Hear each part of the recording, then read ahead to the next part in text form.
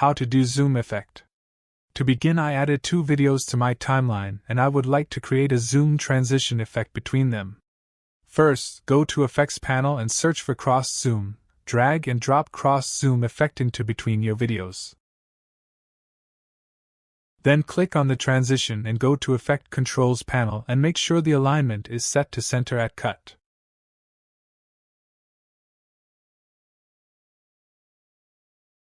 Now right-click in Project panel and select New, Adjustment Layer.